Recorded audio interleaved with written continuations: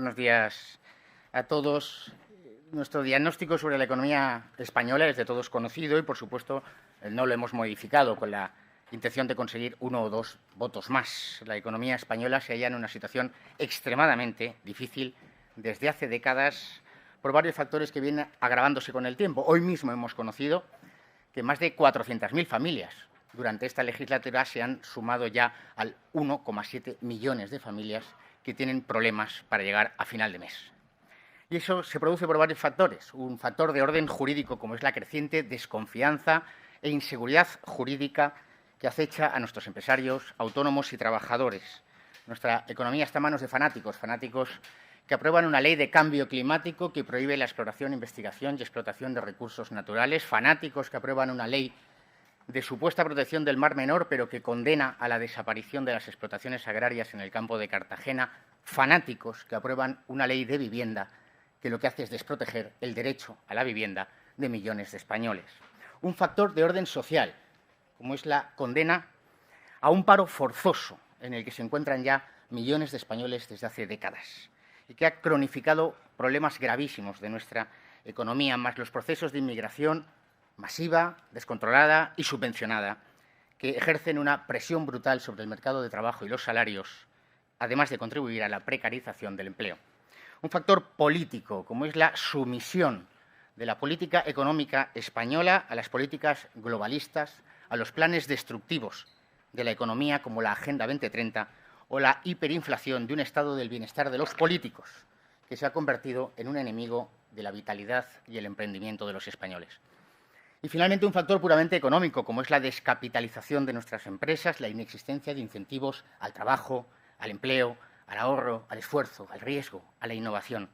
Basta conocer igualmente la noticia que ayer se publicaba en medios de que 20.000 pequeños comercios han desaparecido en los últimos años en España. La propuesta económica de Vox no es algo elaborado para estas elecciones, sino que es el resultado de nuestro diagnóstico, de propuestas ya presentadas en los parlamentos y no atendidas, un diagnóstico que perdura en años y que se ha visto confirmado en esta última legislatura. Nuestra propuesta huye del continuismo de todas las formaciones políticas. No se trata de bajar o subir un punto porcentual de uno u otro impuesto. Se trata de construir una alternativa completa a las políticas de los partidos que han pastoreado España las últimas 5 décadas. Una alternativa destinada a que los españoles y las familias puedan prosperar en libertad, que ponga fin a la asfixia fiscal y al empobrecimiento constante de las clases medias. Y por eso hoy proponemos la mayor reforma fiscal de la historia reciente de España, sustentada sobre 2 principios. Uno, que antes de redistribuir la riqueza hay que crear riqueza, combatiendo la teoría del decrecimiento, que es la que impregna toda la Agenda 2030, y que los únicos beneficiarios de las medidas protectoras y de redistribución de la riqueza han de ser los españoles y los extranjeros que residen y trabajan legalmente en España.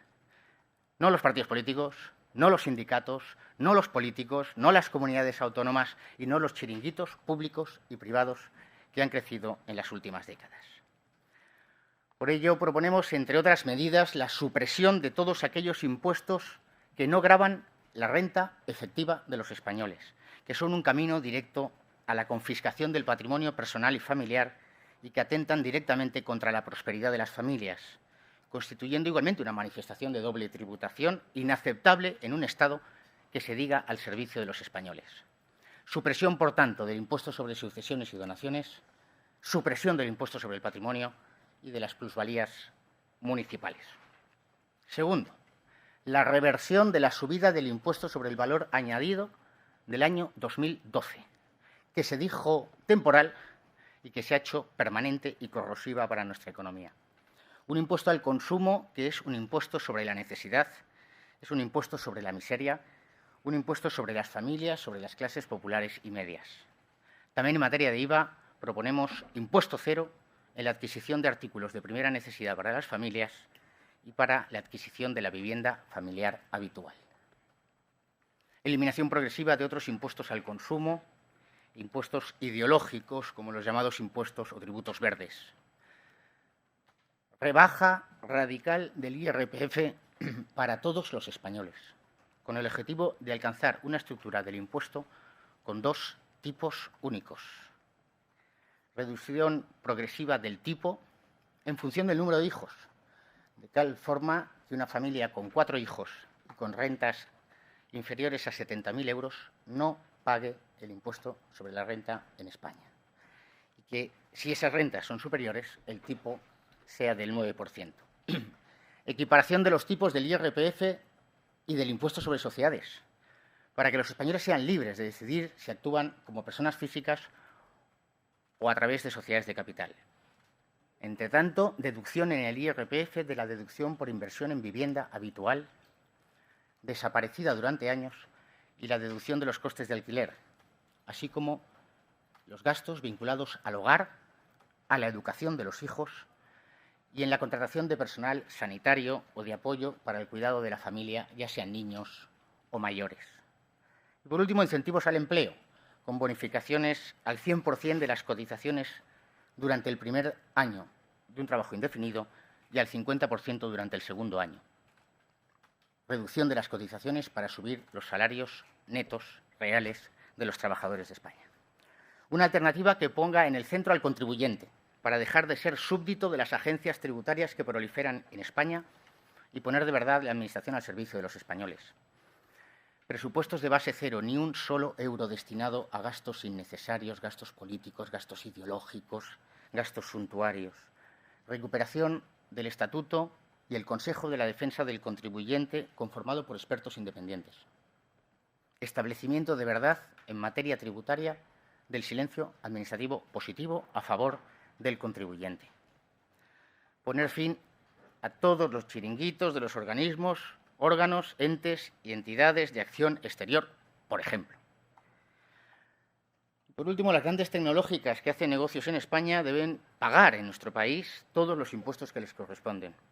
Por eso debe asegurarse la persecución efectiva de un modelo de fraude o de evasión fiscal.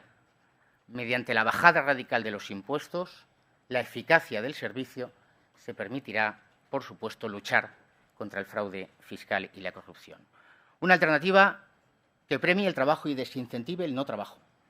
Garantice la libre competencia de las empresas españolas con las extranjeras y garantice la libre competencia de las propias empresas españolas dentro del territorio nacional, eliminando todas aquellas barreras que han creado y pertrechado un auténtico ejército de entes y entidades públicas y privadas que constituyen barreras a la vitalidad, al crecimiento y al emprendimiento de los españoles, a la libre circulación o al libre establecimiento de funcionarios, empleados públicos, autónomos o empresas, barreras normativas, barreras fiscales o barreras lingüísticas que asfixian nuestra economía.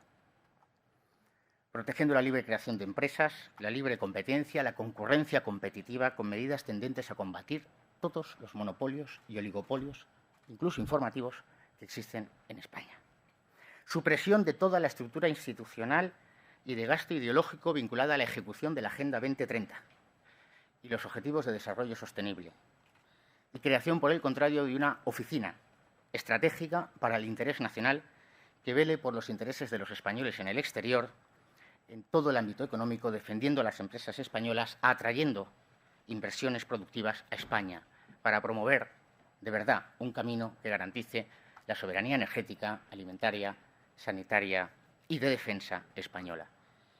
Garantizar de verdad la unidad de mercado. Y por último, en esa línea de no gravar e imponer impuestos allí donde no hay verdadera renta, pero sí de gravar rentas que ahora mismo no contribuyen al sostenimiento de los gastos públicos, establecer las medidas para que las grandes empresas tecnológicas que cosechan datos de los españoles permanentemente, todos los días, a todas horas, y que comercian con ellos, contribuyan equitativamente al sostenimiento de los gastos públicos.